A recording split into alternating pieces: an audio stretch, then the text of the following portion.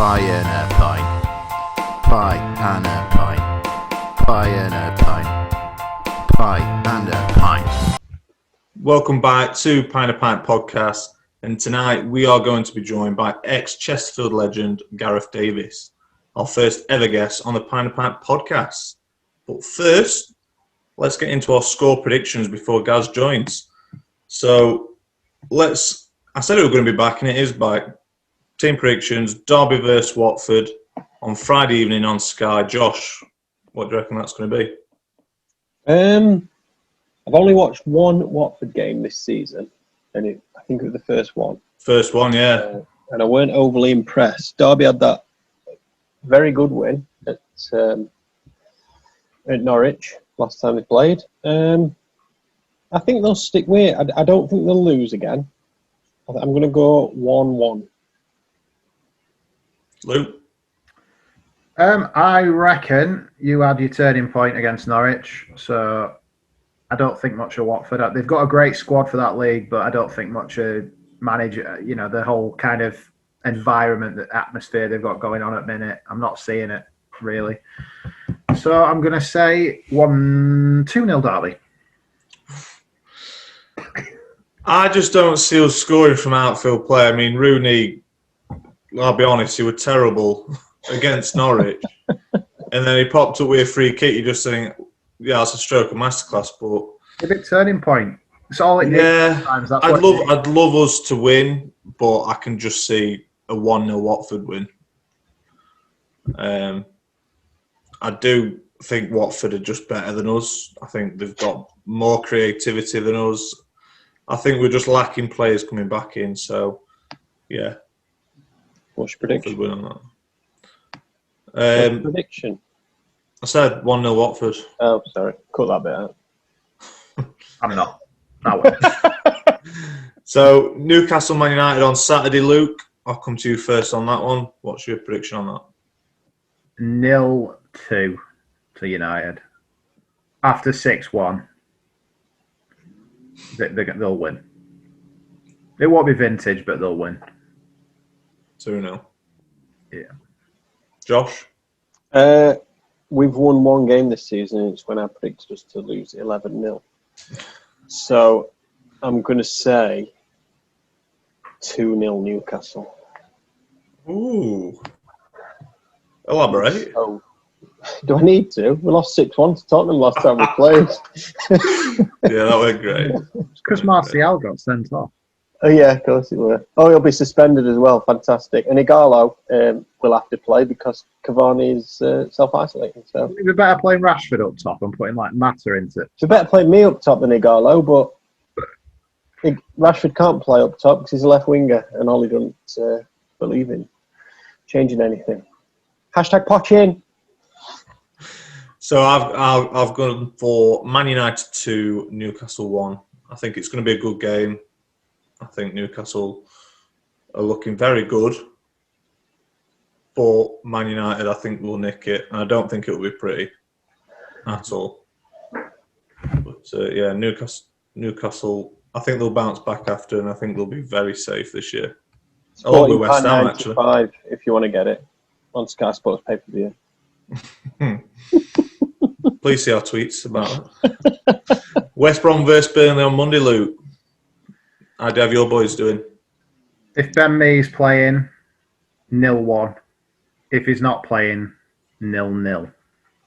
So, do you need me to be specific? Yeah, absolutely. Specific, please. Well, I've no idea if he's going to be fit. I'm going to hope. I keep trying to be an optimist with predictions for Burnley, so I'll say 0-1. Because in defence, West Brom are shit. Ooh. And in attack. You what?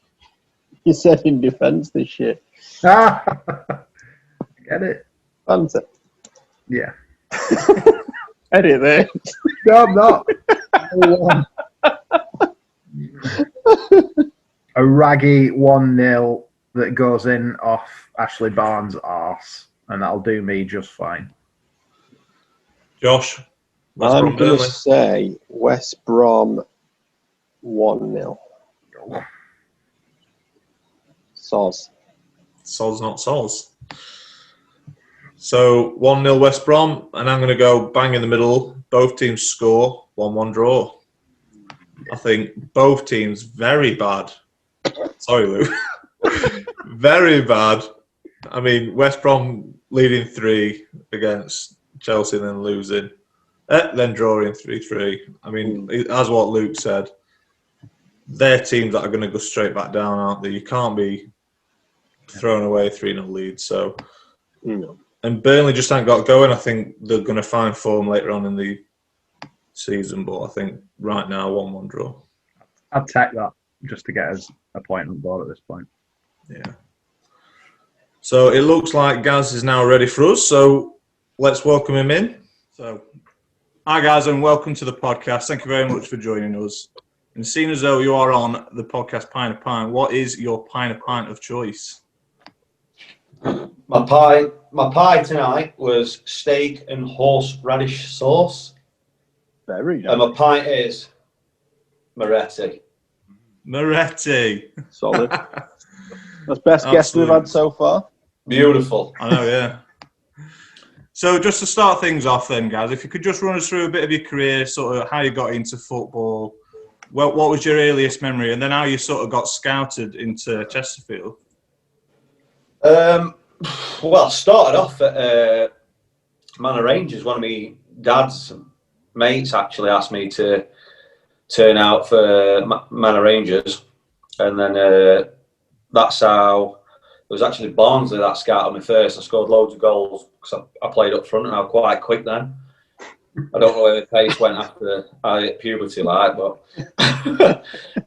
yeah. Then Vegas, maybe. signed for Chesterfield with Kevin Fogg, and then Sheffield United come in for me under, I think, 14s. Then I left to Sheffield United, and then Sheffield United released me for being too small and fat. I was a late developer. And then Chesterfield said, if I leave, then you'll never come back. And then I got released from Sheffield United, and then Scunthorpe offered me a contract in York, but I didn't want to move away from home.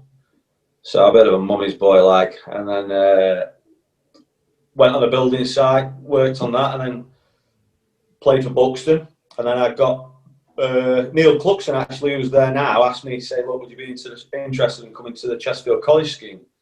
And whilst I was working on a construction site, and then I did, and then I think I played 2 games for Chesterfield College, and then Dave Bentley called me up. I played against reserves against Wigan, against Gareth Roberts. Who was it? Jason Roberts, weren't it? Oh, yeah. Yeah. And McCormack, the Scottish geezer, the big lad up front. McCulloch. Yeah. McCulloch, yeah. But I'd filled up then, and I was playing for Ollingwood on a Sundays whilst doing my construction. But I'd filled out, had a few pints, and I weren't bothered. I just went to enjoy it. And to be fair, I weren't scared, and I just smashed them, the pair of them, and gave them a right good old hiding to. And then Nicky Law offered me Nicky Law offered me a 2-year deal. From that, like, literally flew straight through. And then I made a stupid mistake because I was still a bit of a lad on the Sundays. I played for a 5-a-side team called Tinat at Dronfield Civic Centre, and I was supposed to make my debut on the Saturday, and I got sent off for the 5-a-side team. I elbowed this kid through the fire exit and got a straight red. And I didn't fucking realise it was straight through to FA. So imagine this, big Nicky Law, absolute unit with Banksy, come on, get Gaz Davies in here now. So I come from the throat, all right, Gaffy, all right. Am I fucking all right? Are you taking the piss, you can? Who the fucking hell are Tinette? And I'm like, it's my mate's team, Gaffer, and he's like, well, I hope you're fucking happy with yourself, you fucking mug. You're banned for 30 days. And he got my shirt out and said, look, you're gonna be involved on Saturday for your youngest ever play for Chesterfield or something. I was like, well, can't they just cancel it with 5-a-side? No, they fucking can't, you idiot. Fucking clear off. No. And then he got a move to Bradford not long after that. So I was shitting myself thinking, shit, like, I'm done. And then Dave Rushbury got the job and honoured the contract. And I can remember always walking down to Linda's sandwich shop. As soon as they offered me, we're like, first contract, I think I was 17, 18, offered me something like 275 quid a week plus 200 quid appearance. I was made up and then ran down to Linda's sandwich shop ringing my mum and dad. You're not going to believe it. I got a 2-year deal. Cobs are on. Yeah, that was it really. That's how I got pro. Yeah, so a lot of knockbacks. And the first year, I got off to a flyer. Obviously, set Brando's overhead kick up for my first game, and then scored against Mansfield as my second game. Yeah. And then we played Port Vale. I think it were away, and then I got a phone call off Dave Rushbury when I was seeing this bird in town. And, always starts off with a good story, that, doesn't it? I never remember. I was at JD Sports, and I was like, I get a phone call. It's Dave Rush. He says, "Look, Wales are on the phone to you. You're flying to Azerbaijan on Friday. You just need your family tree." So I was like, "Fuck off, Dave." I didn't know it was. Do you know what I mean? So they said, "No, dead straight with you. Look, Neville Southall is going to give you a call. You're going to be meeting him at the airport, and you're going to be flying to Azerbaijan on the Friday. We just need your family tree."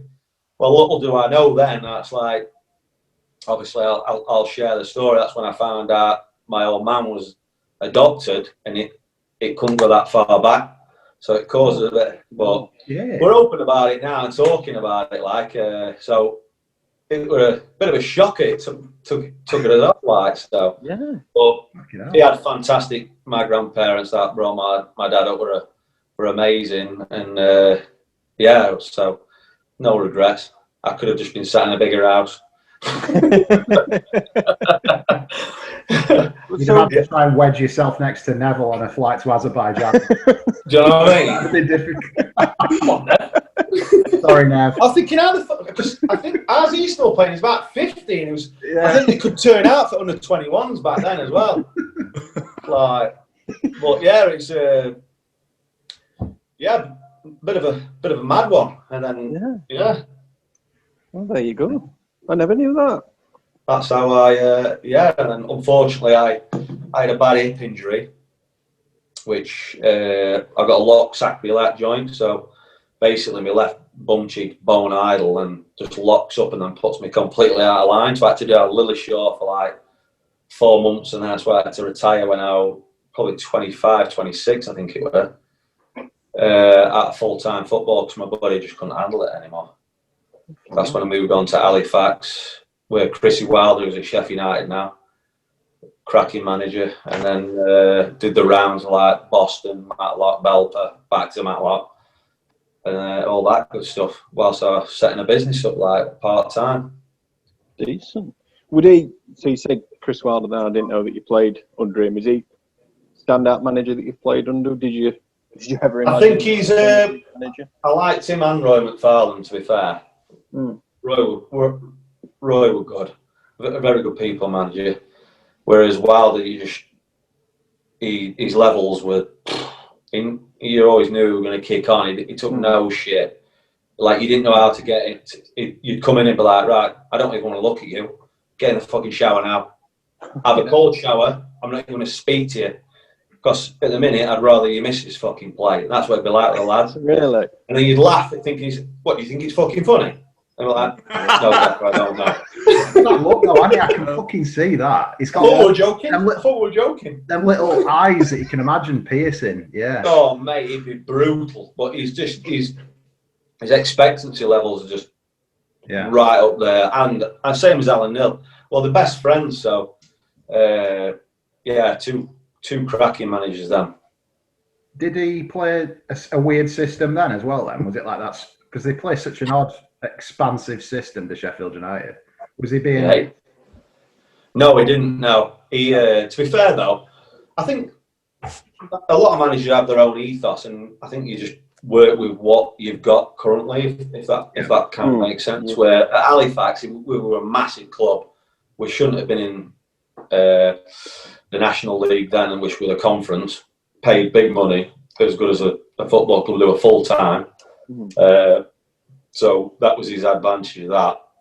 But then he went down to Oxford, did a cracking job. But Sheffield United, local man, and I think with the one thing with him is he's comfortable having the best people around him, and not being intimidated as a leader that someone's better than him on certain stuff. He'll have subject specialists around him and let him kick on doing their job. Do you know what I mean? And he'll just do his to his best ability, almost like Klopp as well, as he's doing so well as well. He does. Wilder, he doesn't strike you as sort of a prima donna or anyone who believes his own hyper. It just seems like he'd be the same if he was still managing a Halifax or someone like that. It seems like he'd still being banners on a thingy, having a few beers or that. Yeah, definitely. Like Paul Cook, he strikes me as that as well. Like kind of dying breed, isn't it? Like I know Wilder and Dyche are really good mates, and it's probably because they look around at what else there is in the Prem, and they're like, we ain't got fucking nothing in common with these boys, you know. But it's true, isn't it? Yeah. I think most chairmen and things like that with money, like the first thing they do is look abroad. I don't know if it's the players that they can bring in because it's more cost effective. Knowing if someone comes in through an English lad, you're putting double figures on it straight away because they could be an English pedigree. Whereas if you look at what's his name at Wolves, he's got the Portuguese side, and but the wages are lower, probably cheaper to get hold of, and it's more cost effective for a director of football, isn't it? Yeah. So just going back a little bit then, you spoke about that goal away at Mansfield. What was that feeling like for you? So sort of leading up in the dressing room, you're playing away at Mansfield, obviously big derby. What were the feeling like when you scored that goal? I don't think you can ever put words on it. I think I've heard footballers say like, it's better than sex, it's better than... It's just you can never experience the feeling. It's just wow. I think it'd be better than any drink, drugs, whatever you put in you. The euphoria of it is just insane. I can remember I was over on top of the world then on Cloud 9, and as footballers they train you to be selfish and pedigree and all that. I was thinking, fuck it, I'm bombing on here. And all I hear is Martin Booty and his big Huddersfield accent, Yorkshire accent. Yeah, fuck, I can't do that. No team screaming at me, get fucking back here. Obviously, you're coming towards the end of his career and he's thinking, you're doing my running, you. I'm thinking, there's a goal in here for me, I'm bombing on. So I bombed on and I think it just felt perfect to me. I just smashed it with left foot into the top corner and I'm like, fuck do I do now? I just ran into the cop and I was like, wow. That must be missing now. I bet you didn't. I bet you can still live off that now if we were alive. Yeah, pretty much. That's all I do live off. You know, bought a pint for 10 years. Amazing. My dad was fuming because Mum dragged him to Tenby in a brand new trailer tent they bought in a caravan, and he didn't want to go at all. Oh no. But I bet that must be missing now, though. Like, we know fans, someone who's coming in and making it. I know they're still scoring the first goal or whatever, but surely the best moment about that is that sort of roar from fans. And yeah, I think once you finish football, I think there's two things you miss. I think it's the atmosphere in the dressing room with the lads, like your family and the fans. Yeah, I mean, football's always been a working class sport. I mean, I come from a council estate and have much money. We'd have to scrape together for bread and things like that when I was younger and that. But you only needed a ball. That was the things. It was free. You could go and play till the street lights come off. Do you know what I mean? So, and I think it's just, I think it's so sad. And I'm just pray for basically the AFL and they come to some agreement and the Premiership just doesn't bolster off on its own little thing with its own little rules. Yeah, there's all this talk on the news and that at the minute. And the thing is, what they don't realise, like I think the government is, like your Chesterfield, your little Matlock towns, like for us boys around here, it's not just the football club, it's the little bars around there, the sandwich shops, the taxis, the cigarette shops, news agents. You know what I mean? It's everything. It's that little micro economy, isn't it? That keeps little towns going and gives you something to do as well. Like for me, it's like I work Monday to Friday thinking I can't wait for Jeff and the boys, and I want to put a coupon and have a few beers. You know what I mean? Yeah. And if it's gone, I can't listen to that FIFA fucking chant anymore. I'm bored of listening to the managers swear and listening to them all call each other shitheads and all that. Well, then the FIFA noise is doing my fucking head in now. Yeah. Did you see that? I have to go without. When Ash said to Raheem Sterling, Raheem, get the fuck up! You're always on the fucking floor, you prick.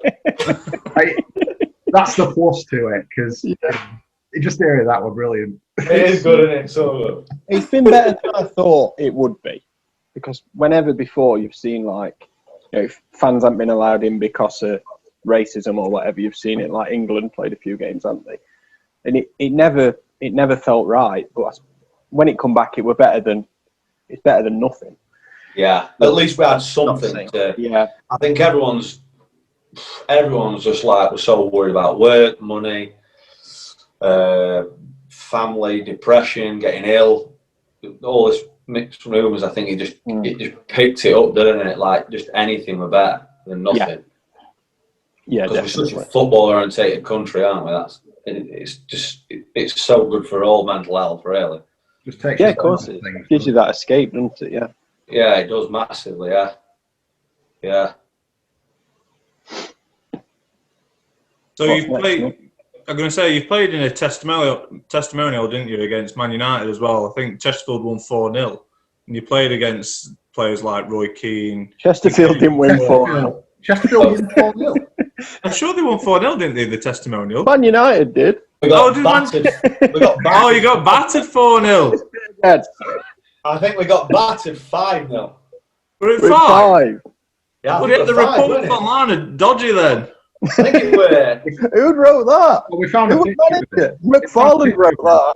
It looked Big like Roy. Anyone would think we were Chesterfield Athletics Club for that 90 minutes because we didn't touch the fucking ball.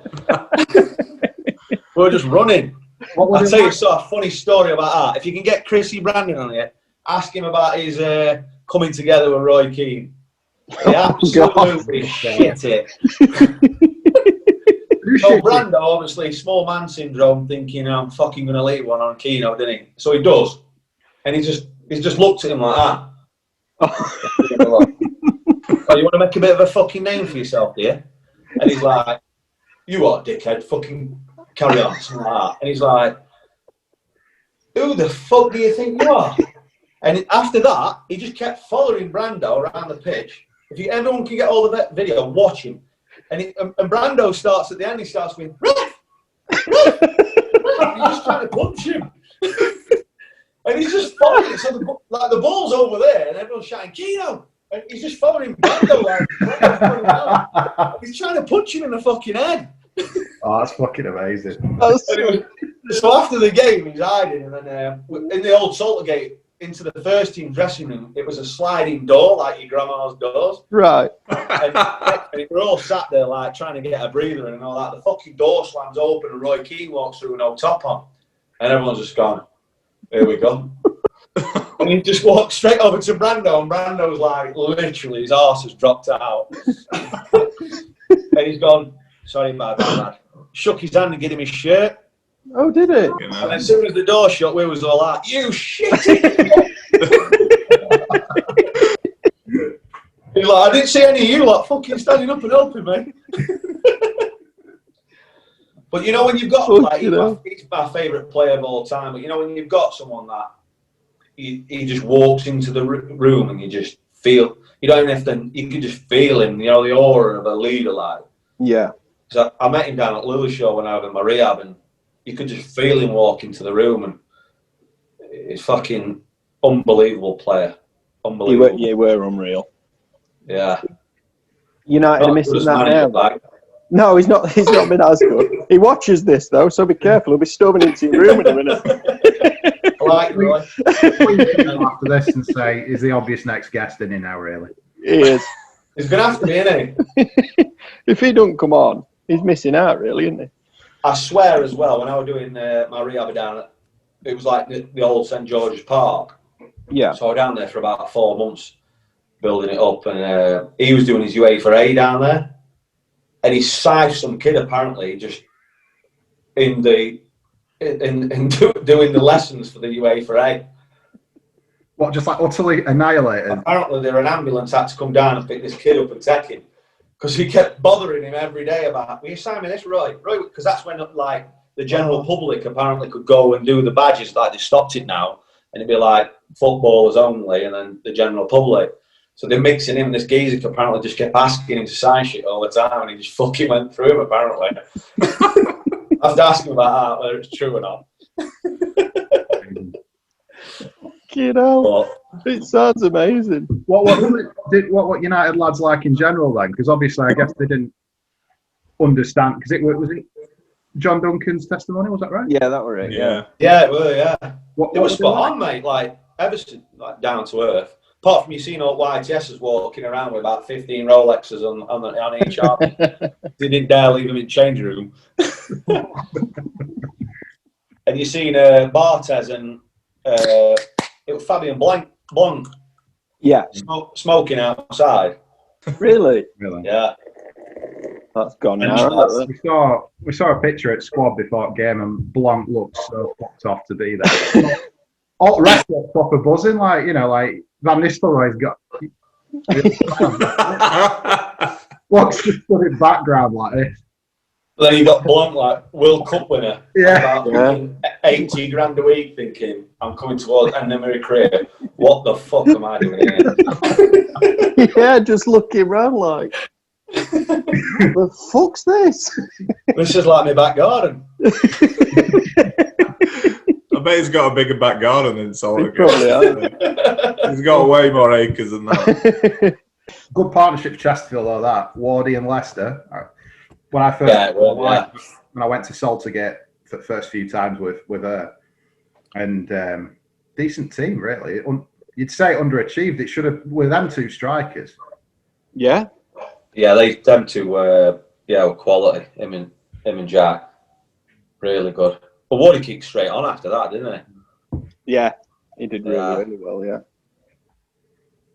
There's been a few players at Town who's kicked on though, haven't they? But they've sort of got to, even let's say Caleb Folan, he's sort of got to a level and he seemed to sort of be forgotten about, didn't he? But monster of a man, him, weren't he? Yeah, he's so fit, just a unit.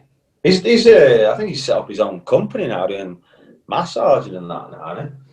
I don't know. I saw he popped. He goes to Thailand and all that, didn't he? What's that app where you can get someone to send you a message for 39p? He's on that. He popped up. I was checking. What? Yeah, you can get him to stay out. Like 39p a minute. We could get like Caleb Folan on singing Pint for 39p. Yeah. Yeah, we've got Gaz on. He's got his own beer and pie. We have to pay Caleb Folan to come. I'm fucking we have to pay. We have to pay. Yeah, you are. Folan's taking 39p a session. Brilliant. Quality that. Of managers, there's a couple at Town that, well, there's one at Town I want to ask, and I know there's one that Luke particularly wants to ask about. So, I mean, when I were at college, Dave Rushbury were one of my lecturers, and he'd have you believe he were not only best striker in world, because he'd just sit and tell you about his goal at Highbury, but also he were best manager. So I just wanted to know, because he were a physio, weren't he? What was feeling at time? Like, were it a bit like what's he doing as manager, or were he all right? You know what? Yeah, I can't really slate Rush because he backed his word for Nicky Lomi. So like, I've got to. Do you know what I mean? Yeah. And he had a lot of respect at Chesterfield. He didn't take any shit, and I think he just applied for the job. They had no money, and he offered. I think he took it on.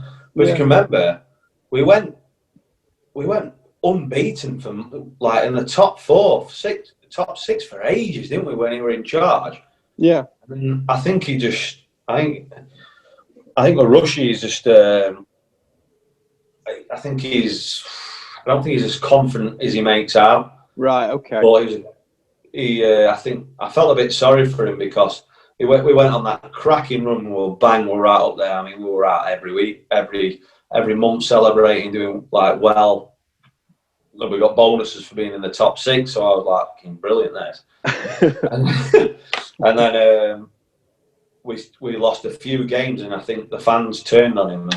But not just him; they were bringing it to his missus and kids, Right. in Morrison's and things like that. You don't need that, do you? No. I mean, he's a local bloke and lovely man, lovely family, absolutely lovely family. And yeah, he can be overconfident at times, but his heart's seriously in the right place. And he went with a bit of a wilder technique. We were wing backs at the time with Glenhurst and all that. It did a job with Pint, basically. So just strange to go from sort of physio to manager. There's only really I think it kind of happened then, though, didn't it? Yeah. Like, I think when you're Chesterfield, you've the budget's so low. I mean, I really look back now and thinking like what Rush, Nicky Law, Rico, what they had to do with the fees they had. I mean, you had non-league clubs paying more money. Really? That's the thing, yeah. And it was more man management and just basically you what's your task for this year to survive, and you know what I mean? Whereas like Paul Cook had a bag of money and other people I've got the opportunity to come in with signing players on what, 4 or 5 grand a week plus. Yeah. It's a bit different then, isn't it? Yeah. So when Rushbury went, they sort of went for a name, didn't they? And Roy McFarland. What were Roy like? Were he? Roy was funny. Longest serving manager that you played under McFarland. Yeah. He always said whilst he was there, I'd be there. I got on really well with Roy. Like I can always remember going in for. We used to fight like over my contract, and he'd offer me like 25 quid a week more, and I'd be like, Roy, I'm trying to buy an house, I'm trying to settle down, give him all the fucking spiel and all that. He's like, I'll just rent you one of mine. That's not the point, Roy. I think it was one of his brothers had a bit of a crush on me, and I was like, well, I'll take care of that, mate. You know what I mean? That'll be coming to me. But he used to play, so we used to have shit Fridays, so basically we'd have 5-a-side on a Friday, shit player vote, and then they'd have to bring cakes anyway, have a shit player, and he'd always play. And he'd be chucking the elbows in it, and he'd be like, this is when I scored at Newcastle, this is rolling that, do you know what I mean? It was a cracking bloke, to be fair. I think he still does a bit around Derby and that, doesn't he? Yeah, he's always around Derby at games. I think he's sort of goes up and sort of talks to commentators like, but Derby hero, Derby legend. Yeah, massive. Him and old Colin Todd, weren't it? yeah. And then Rico come in. So how long was there between him being a player and the manager? Was it just straight in? Roy went and that's it. We'll get one that plays it. John. Yeah, because I think weren't Rico his assistant coming through? And then he got the job, didn't he? I think I'm sure he were like player assistant manager though. Yeah, like or he finished his career playing. From what we looked into, he were playing at United testimonial because he stood looking at Van Nistelrooy like. He didn't give a shit about Rico. Like he was big into his psychology. He loved his coming in to training with a guitar, fucking hippie hair, and all that stuff. Like proper musical, laid back type of thing. And then we was like, "Who the fuck's this bloke?" When he first come. Didn't tie his boots and that, and then next minute he just got on the ball and he was like, bing, ping, ping, fucking bang, bang, like, wow, this geezer's something else, you know what I mean? Yeah. What a player, like, yeah, he were brilliant. He was massively into his psychology. It was so, so like, you can imagine all those lot, Chesterfield lads and that, and then bringing psychologists in, and we'd all be sat in a room together, and he's like, right, I want to think of your happy place. When you play best? And all this, and you've got Kev Dawson and Reedsy all pissing themselves and all that, and this poor bloke stood there. It took us months to get into it and get used to it. You know what I mean? It's like you just tap, hear what you're doing, and it was like, What the fuck? you had an old school fucking mentality of footballers getting into this new era. Do you know what I mean? Yeah. I I think he works at Liverpool now, doesn't he? Does he? Yeah, I think he's psychologist at Liverpool. Is he the brains? He's Goes the in. brains behind the operation. Brains, mate, behind it all. He's got Mane going like that. Yes, exact opposite, you know. Just looking at him, he has that, you know, no offence to bloke, he just has a look of a bit of a psycho. I thought he were a fucking nutter or something. He just has that, like, proper intent. I can imagine him bollocking people. I never thought he'd be time to say, right, sit on Like the Zen. stretch and we'll listen to the words. Yeah, he's got a bollocking in him. Yes, that look. He's got a fucking right bollocking in him. He used to always roll in late when he were a player, so he never led by example. Him and Ad Smith just fucking... they paid for the Christmas do every year. Smithy just used to roll in and be like, Smithy, it's Tuesday. Where are you today? Bags of quality. Yeah. So one thing that we wanted to know was, what's the best sort of pranks, jokes that sort of you've played on someone or that's actually been played on you as well? I can't say some of them. Fucking hell. At all. I'll tell you a funny story about one of the players. Like, do you remember Glenhurst? Yeah. He was born again Christian and all that, weren't he? Oh, I didn't know that. I just knew it was that. Born again Christian. A cracking bloke, but Smithy used to always end up sleeping with him, like sharing a room with him. Fucking hell, maybe give it the right revelation then. Speaking to Roy McFarlane, and he was like, I don't want to, Gaffer, I can't stop in there anymore. Like, why? He wakes me up at 2 a.m. to do press-ups and sit-ups, and we have to count each other's. Fucking hell. But it was like, if he had something in his head, that was it, do you know what I mean? Who was that, Glyn? Yeah. Mate, can't be sit-ups. We've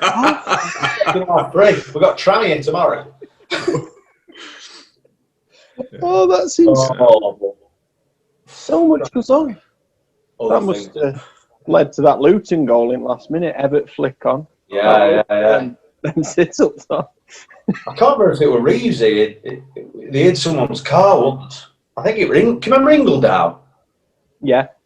I think it were his. I think they hid his car and just did not give it him back. And the police were looking for it and everything, and it was like on fucking Margaret Street, like the next street along. What did he think it had been nicked then? Yeah. Oh, there are a few naughty ones. Was there any player then when you like when you broke through over the first few years as a young lad and you just made it as a pro? Was there anyone who was just a dick to the younger players who didn't give you any help, or was just generally? I just always wonder about that as a pro. What it's like. You always hear, "Oh, he took me under his wing." I always wonder if there's ever the opposite. There's just like this guy who's like, "Fucking, who's this kid taking my place?" Yeah. A few of them. Oh shit. Few of them, mate. End of the day, you're coming to take their shirt, aren't you? That's what it's about. I mean, Reevesy took me straight under his wing, like, let me drive his car, show me the ropes and all that good stuff. I had, I think the biggest arsehole to me were Keith Rowland. Can you remember him from West Ham? Come on now. I don't know him now. Name rings a bell, but Yeah, he only come for a bit, but he was, yeah. Yeah. I could name a few others, but you might be something you guess. so when we ask them, they'll say fucking Gareth Davies. There are a few bullies, mate. A few bullies, but that's what made you. I mean, if you couldn't handle them, you're not going to be strong enough to walk out in front of thousands. You know what I mean? So you just had to take it as a compliment, if anything. Yeah. Sort of flipping that question then, was there any sort of young players coming through that sort of looked to you for the advice and to sort of that you sort of took under your wing, or? Yeah, I had a few really. Like, I mean, Ad Smith was a wild card, but heart of gold once you get to know him. Do you know what I mean? But and my boot boy Eugene, unfortunately, didn't go any further after that. To be fair, like any new guys that come in, like Mark Hudson, Jamie O'Hara, to Itzelberg, if any of them come up, then it'd be like us local lads that I'd have to look after them. You know what I mean? And show them around the town, show them where the shops are, clothes shops are, like amenities and all that, and all that good stuff. So I just try to be. I'm pretty much everyone's friend. Try to be. So you know what I mean? I don't like all that shit. So no. At the end of the day, but we've got a cracking little town. And what was O'Hara like? Because he had obviously a really good career. Probably ended a bit too soon. You'd have to say it's a bit weird how it ended after Spurs, but. Did you? I spoke with my missus and my father-in-law. They thought he was absolutely shit hot for town, and they could see where he was going. And did he have like a look to you in training? Where you look at him thinking this kid's going to make it in Prem? Was it obvious looking at him? Yeah, it was always good when the manager brought that in because it helped us like, and that was part of them bringing in one. They could get a Premiership player in pretty much on the cheap who's trying to learn experience, but also for us to basically shadow them and see the good habits from their top pedigree, from what they're being coached at by. I mean, coaches 5 times better and the facilities 5 times better than we ever had, you know what I mean? So, yeah, you could see just the confidence on the ball. He'd want the ball anywhere. He'd just want it all the time type of thing. He was a cracking player. I think he just on too much money. I think he got an injury after his Wolves, and the divorce with Daniel Lloyd didn't help either. I think. No, I don't think so. He's got a tasty little gig now, though, isn't he? Is he Billericay manager and on top? Yeah, well, he's doing all right, isn't he? He's doing well on TalkSport. Yeah, I don't mind listening to him. Yeah, him and I don't. Well, they call him Chunky now, don't they? Brazil and McCoy. He's on with McCoy in Brazil, isn't he? I love listening to Ali McCoy. It's class, isn't it? It just feels like he's always got a story in it. Yeah. Good lad. Selco. So that were a couple of serious questions. I want to know, because I've never played in front of a crowd, and I never will. I don't think so now. Mate. Probably gone. What's the most abusive thing opposition supporters ever said to you? I'd like to. Honestly, Bit of football. Am I allowed to swear on here? Yeah, fucking course. Steve on 3 times. Cunt, fuck, shit, piss. Go for it. Fucking hell, lad. You're gonna have to blank cunt out. You can't say that. Gaz dropped it earlier. Oh no, I've said it. You got to think like our era was almost like the last of the football hooligans type. Yeah. You know, I think the worst was something like, Davies, I'm gonna fuck your mum and then I hope she dies of fucking the big C. But or I'm gonna bum your mum. I think it was. It's more for you than me, pal. Fucking hell. The buzz, or partly their adrenaline's going. They've probably been on 10 since fucking 9 o'clock in the morning. Yeah. I think the worst were at Cardiff when they were throwing darts on fucking pitch. Oh God. Darts across to fans, but they're all like young hooligan lads. You know what I mean? Fucking hell. Times have changed. All think the next Phil Taylor throwing darts over it. You know what I mean? I was picking them all up. I'm sucking them on. Make a few quid in. Got a good flight on that. Yeah.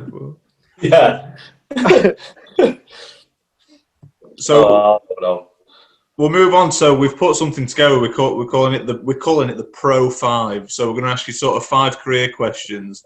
That's happened. And then we're going to do a bit of a leaderboard. So you're setting the bar here, Gaz. Yeah. Oh, bit like starring a reasonably priced car on Top Gear. They'll be like, Gaz Davies here. You might be one above Messi when we get him on in 6. Roberto Carlos sort of below. Maybe Ward at Vegas, somewhere around here. So we'll go for the first question. So, if you remember, who did you score your last Chesterfield goal against? What, is this a quiz? Yeah. The date Big time, mate. Big time quiz. But it's on your career. What, as in the league? Is in a league game? Yeah. Yeah. Rick Tramier? Oh. Peterborough? Oh. Oh, So- I will give him his first guest. It were Peterborough. I scored that many. Fucking hell, lads. Come on. Yeah, so at home against Peterborough, 26th of February in 2005. Left foot tapping, I remember it now. Tap it. Question 2. So we've got how many league appearances did you make in your debut season? It's an option. So we've got 24, 27 or 34. 34. Oh, easy. Go on, gather lad. So what was that like being your debut season then? So making 34 appearances, did you ever think you were going to make that? Or did you think, oh, it would be nice to get 15, 20? I think it just all happened so fast. Like, yeah, I think what helped me was doing 2 years away from a scholarship, getting trained up, like becoming a man quicker than the scholars. So when I come back after 2 years, like playing non-league, like Buxton and Hollingwood, I had an advantage of them. Do you know what I mean? Because I played Hollingwood with semi-pro footballers and Buxton were high-quality footballers as well. So I was almost like 2 years in front on my third-year scholar when I came back. You know what I mean? Yeah. So I wasn't phased, which were nice. Whereas I'm quite nervous and insecure if I'm not in my comfort zone. You know what I mean? Yeah. Yeah. But, right, question 3. So you received 1 red card in your career in an FA Cup match. Who was that against? Fuck me. That's an offer. It was a late lunging tackle, I'm informed. Oh, shit. Oh, I can see it. We're at Saltergate, weren't it? Yeah. You didn't tell me you were going to ask me these questions. I'd have prepared. It'd be a shit quiz. Oh, who did I get sent? I know I got Quinn sent off at Wednesday. I didn't get sent off at Wednesday. If we get Jamie Ward, I'll be asking him who he got sent off in. I'm going to say, I don't know, Gillingham. Morecambe. Oh, Morecambe? I'd never guess that. they were lower league apparently. Bit of a cup Dirty shot. bastards, mate. They're just trying to keep best player, weren't they? Bastards. Got him wound up. Get after that Davis. I've heard he's an offside. Just get him out of the game. We've won it. So I'm sure this is going to be a very easy one, but can you remember who your first debut game was against for Chesterfield? Yeah, Port Vale. Can you remember the date and year? Fucking hell. Yeah. Hey, That's not- extra points, you know what I mean? Extra points to get me Morecambe one back. Your Go points back to get the secure. year right. 2002, Yeah, the year. yeah. He's writing it down. What's opening game of the season for League Two? We're at League. No, it was League One, weren't it? It's about 17th of August, I reckon. Yeah, but 17th of August. You know what? We'll give it you. Spot on. Those Man United Manx stick together, mate. Oh, brilliant. And then the last question we've got for you, so there's only 5. And which shirt number did you wear throughout your Chesterfield career? 19. Oh, Gaz, I knew this before I checked. Is it 12? Yeah. Yeah. I gonna thought you said my first year pro at 19, but yeah, 12. Was there a reason behind 12? Did you just get given a number and? My lucky number. Is it? Yeah, after 8. Why Yes, 12 already then? took What's it. the luckiness? I don't know, to be honest. I just like it. Literally could be any more unlucky just having a number as I just like the number, to be honest. Yeah, close to 13, a bit of a risk taker. 8. I think Mark Hudson had 8 or Alec. I weren't getting that. Yeah, I think it were, Alan. So yeah, Sideways Alec. no one wants number 12. It's a bit of a sub-keeper number, isn't it, 12? It's not one. Right, fucking hell. 13. No, it's not a dig. It's a fucking dig, mate, that. It's not really an outfield player number. 12 and 13. You don't see a load of outfield players. Yeah, but no one's going to want that number. That's why. Well, there you go, trendsetter. Yeah, If not for his whole career, he could take 12 at wherever he went. Yeah. I'm what you call a shepherd.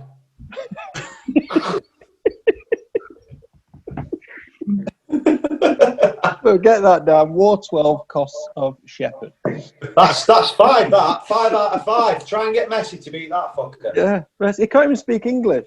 That's first question. How much tax did you pay in 2008 for Lionel Messi? He'll be fucked then. 0. That's it. You're going to have to cut that again. Fucking hell. Lawyers are here. Fucking hell. Oh, quality. Right. So we also put it out on social media that you were coming on to the podcast. So we've had a couple of people sort of jump in with some questions. Yeah. I'll go for the first one and then I'll let Josh sort of go through the next few. But so from Danny Holland, I know we've touched on it about scoring at Mansfield, but he's sort of asking what was the feeling like of actually scoring that goal? What was going through your mind? I bet you thought it can't get better. Like where do you go from there? It was the best feeling I've ever had in my life, to be honest.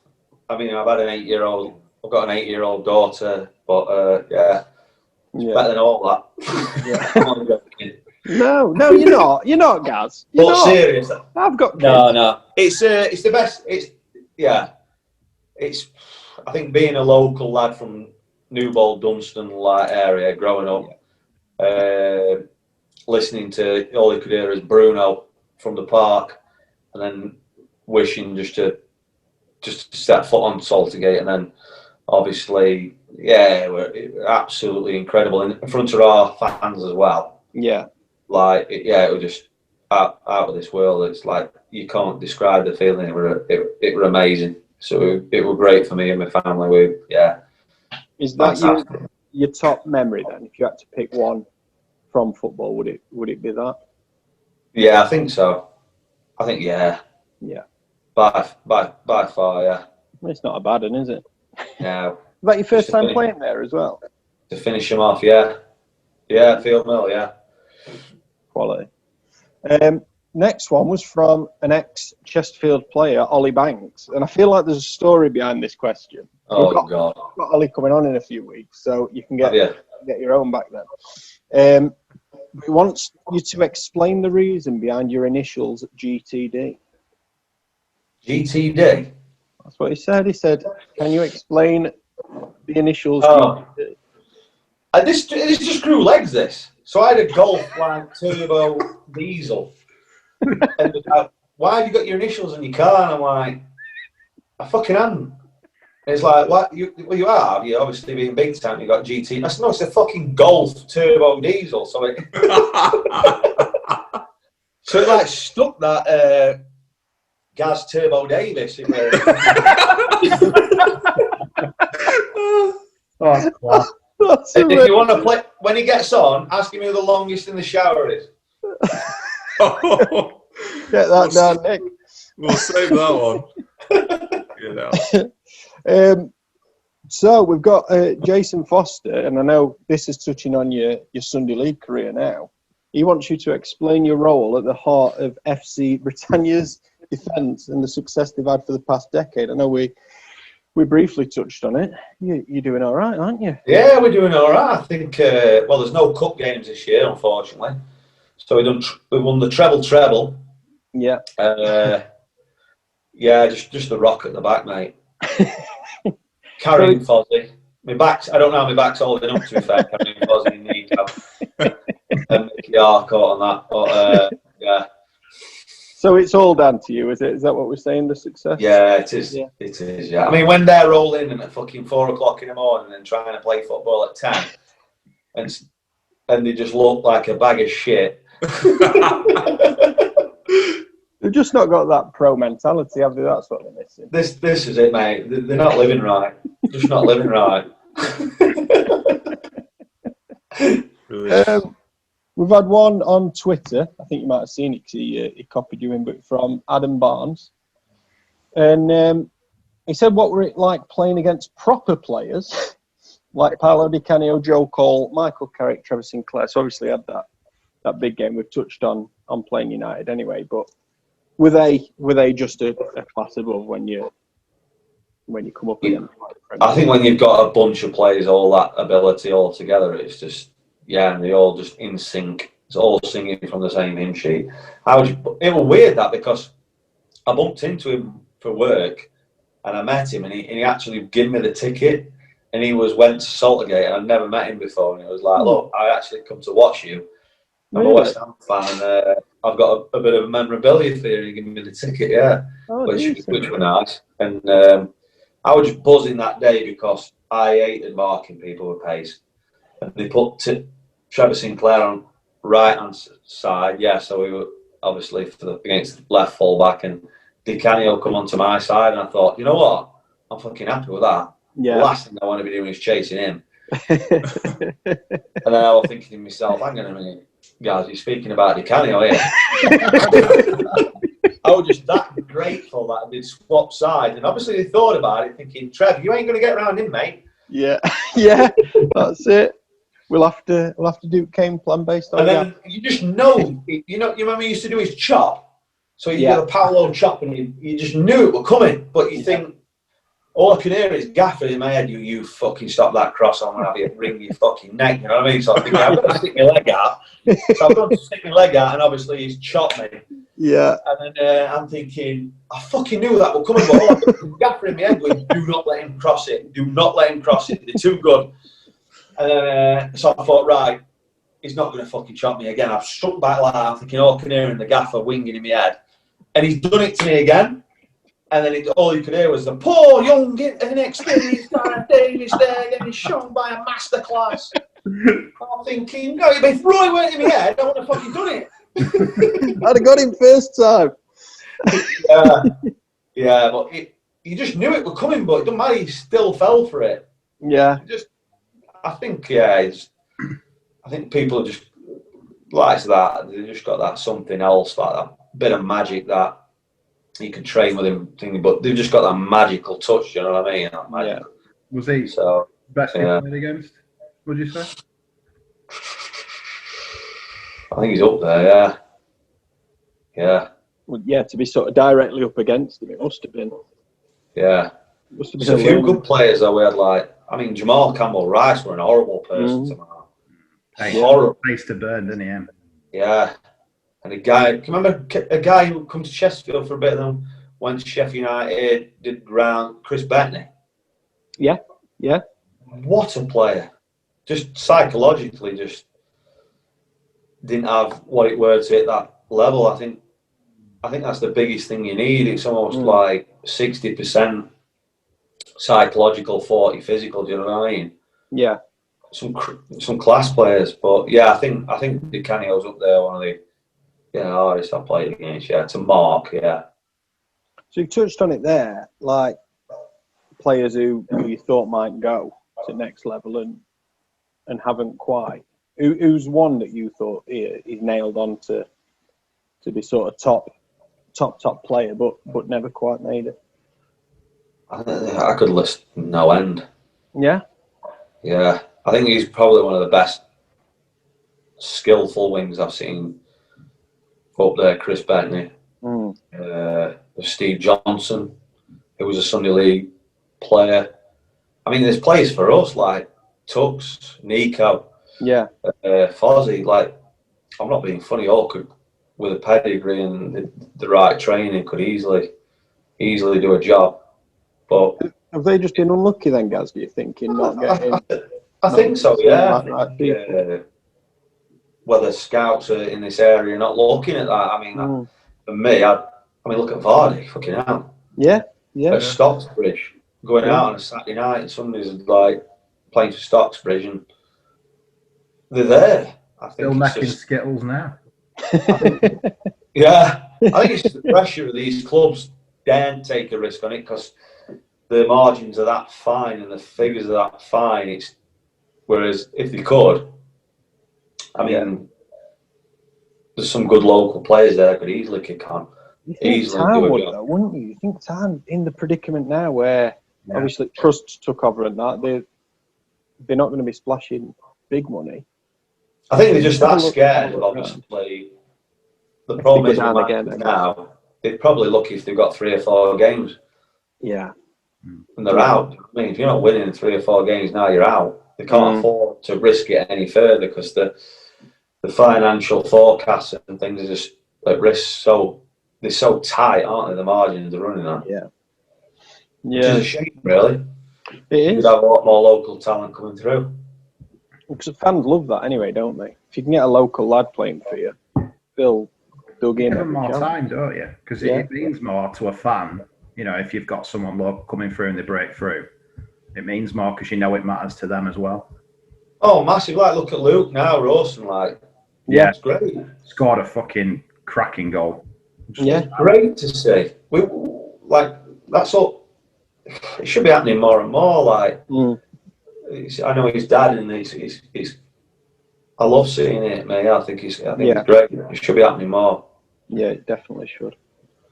I think the last question we got were from a guy called Lee. I don't know. I've not got his Twitter. Lee Bradbury. Lee Bradbury. But I think it were a bit tongue in cheek. He was saying he still wants to make it pro. But I think there were a good question behind his tweet, sort of saying, what advice would you give someone who wants to make it pro? Like, I think just never give up. If you believe in yourself, I think you just got to take a massive risk. I mean, there's only you who knows your own dream. I think go for it. Yeah. Never give up. Football's about opinions. You could have 5 people that think you're shit, think you're not good enough, or you're maybe, or you ain't got better. But then all it takes is someone to like you. Do you know what I mean? I got more no's than anything until Nicky Law see me and then gave me the chance. You know what I mean? Yeah. It's just all about opinions, really. Where, I mean, for me, I got obviously released at Sheffield. Chesterfield won't have me back. Then I did well Sundays. Come from a council estate, thinking it's never even in a picture in my head, and then obviously just doing well on a Sundays, and then the college, then bang, your opportunities there. You just got to grab it with both hands when it's available. Yeah. But yeah, if you believe in it, go for it. Because you just got to work harder now. You've got to be more of a fitness person than probably much of a good footballer nowadays. I think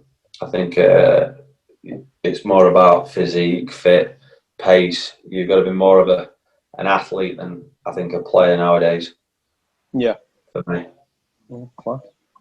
And I just chucking another one in. That's it for Facebook. But you've touched on United. What are your thoughts?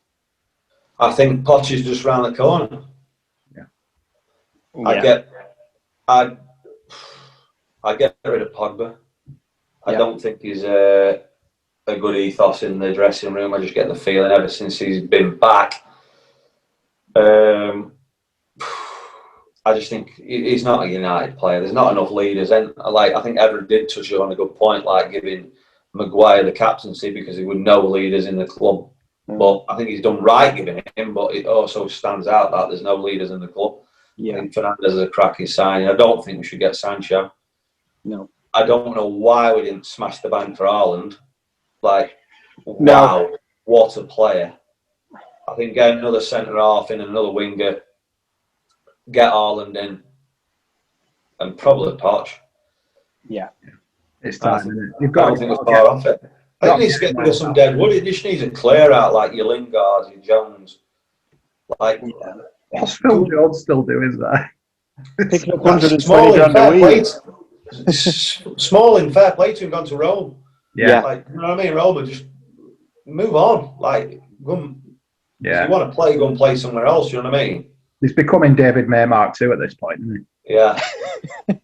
Well, he comes back for 2 games and he's out for 6. Yeah. He does. It's weird. I don't know why he got a 5-year contract last year. What's going on? I don't get it. I think it's just. I think the problem is there's a security now. Like, I mean, I can't remember what goalkeeper it was. Was he there for like 12 years and didn't make 1 appearance? Like, some of these sub goalkeepers have got the best job in the world. Yeah. They don't even fucking play, and they're on like 50, 60 grand a year a week. Yeah. And then who is it? Oh, he's a competition for so and so. It's not a bad gig, is it? No. Sign me up for Lee Grant's job any day at week. Taylor's whole career, wasn't it? Well, Like 18. I went to watch.